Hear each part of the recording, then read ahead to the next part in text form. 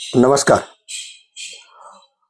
काही घटना अशा घडतात, काही प्रसंग असे येतात जीवनामध्ये की मन हेलावून टाकतं आणि मनामध्ये विचार असे यायला लागतात की या देशातला कायदा काय सांगतो, आज आपण कुठल्या जगात आणि कुठल्या युगामध्ये वावरत आहोत. एक वेळ असा होता की नागराज मंजुळे नावाच्या एका दिग्दर्शकाने एक चित्रपट बनवला होता, सैराट. त्याच्यातल्या संगीतामुळं, त्याच्यातल्या स्टोरीमुळं, त्याच्यातल्या प्रेम प्रकरणामुळं, आर्चीचं बुलेटवर जाण्यामुळं, या सगळ्यामुळं चित्रपट मात्र हाऊसफुल झाला. आणि त्या चित्रपटाचा जेव्हा अखेर दाखवायचा होता, शेवट दाखवायचा होता, त्यावेळेला हैदराबादला पळून गेलेले हे प्रेमी युगुल आणि त्यांना भेटायला जाणारे मिठाई घेऊन आर्चीचे नातेवाईक आणि नंतरच मात्र शेवटच्या फ्रेम मध्ये येतात ते म्हणजे लहान लेकराचे रक्तामध्ये भिजलेले पावलं. आणि त्याच्यातून कळतं की हा ऑनर किलिंगचा प्रकार आहे. या सैराटचा अंत करुणामय झाला. हे फक्त चित्रपटापुरती स्टोरी नाही. मराठवाड्यामध्ये नांदेड नावाचा जिल्हा आहे. त्या नांदेड जिल्ह्यामध्ये घडलेली घटना अशी आहे, त्या नांदेडमध्ये आचल नावाची एक मुलगी होती आणि सक्षम नावाचा एक मुलगा होता. तो सक्षम आचलच्या भावाचा मित्र होता. मित्र एकमेकांच्या घरी जात येत होते.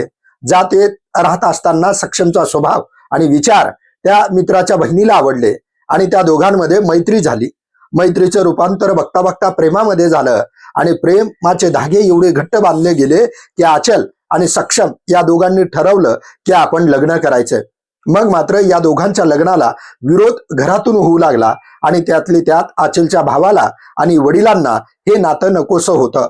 नकोसं नातं मात्र जुळू लागलं आणि त्या दोघांचं प्रेमाचा अंकुर वाढू लागला आणि ते प्रेम थांबण्याचं नाव घेत नाही.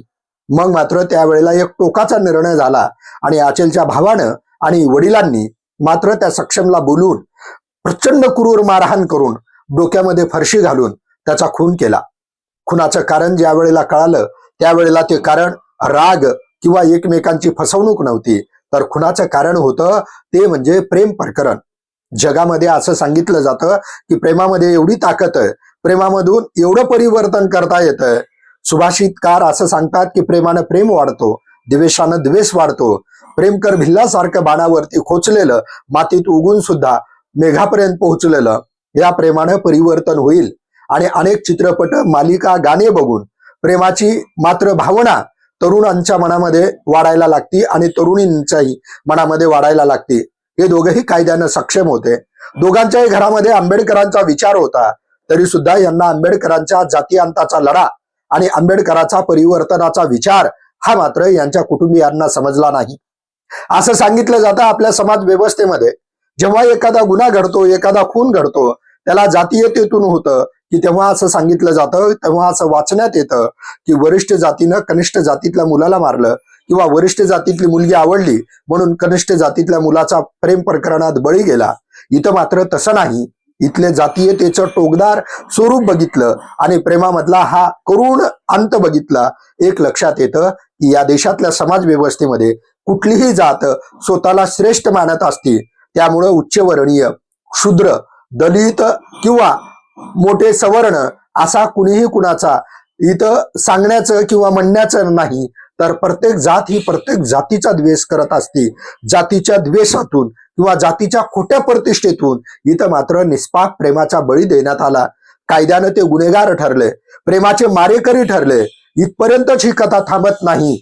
हा फक्त कथेचा पूर्वार्ध आहे. मेन मात्र कथा सुरू होती, हाय प्रेम कहाणी सुरू होती. त्याच्या पुढे जेव्हा आचलला कळतं की तिच्या सक्षमचा खून करण्यात आलाय आणि मारेकरी, खून करणारे खुनी हे तिच्या घरचे आहेत, तरी सुद्धा तिच्या प्रेमामध्ये मात्र बदल होत नाही. तिच्या अंतःकरणाच्या प्रेम लहरी त्या सक्षम सोबत एवढ्या जुळलेल्या असतात की सक्षमचा देह समोर आहे पण त्याच्यामध्ये जीव नाही, तरी सुद्धा तिचं प्रेम संपलेलं नाही. तिनं ठरवलं, तिनं निश्चय केला की माझं प्रेम सक्षम सोबत होतं तर मी सक्षमच्या मृतदेहासोबत लग्न करेल, पण मात्र प्रेम सोडून देणार नाही.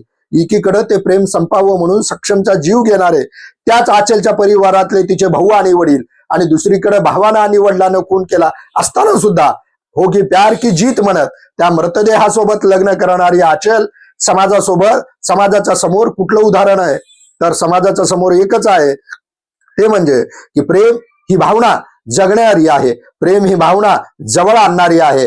परंतु त्या प्रेमाच्या भावनेला, त्या प्रेमाच्या विचाराला, त्या प्रेमाच्या गळ्याला नख लावणारी जर कुठला विचार आहे तो जातीयताचा आहे आणि ती जातीयतेची मानसिकता आणखीन सुद्धा समाजातून गेली नाही, ती सगळ्यांच्या मनामध्ये आहे आणि जातीयवाद हे सगळेच करत आहेत. ह्या घटनेनं परत एकदा दाखवून दिलंय कायदा कायद्याचं काम करेल, परंतु आचलला गेलेला सक्षम परत मिळणार नाही आणि सक्षमचा जीव परत येणार नाही. यामुळे एक लक्षात घ्यावं की मॅच्युरिटी, सामंजस्यपणा कुठंतरी आला पाहिजे. या सगळ्यातून प्रेमाला विरोध करणाऱ्यांनी किंवा प्रेम करणाऱ्यांनी सगळ्यांना विश्वासात घेणं महत्वाचं आहे. नाहीतर हे असे प्रसंग घडतात, एक गेलं म्हणून एक कुटुंब उडतं, एक उद्ध्वस्त होतं आणि दुसरं मारलं म्हणून ते कुटुंब उद्ध्वस्त होतं. पण रस्त्यावर कोण येतात? दोन्ही कुटुंबातल्या महिला येतात. महिलांचा विचार कुणी करणार आहे का? एवढंच बोलतो आणि थांबतो. धन्यवाद. विचार आवडले असतील तर लाईक, शेअर आणि सबस्क्राईब करा. नमस्कार.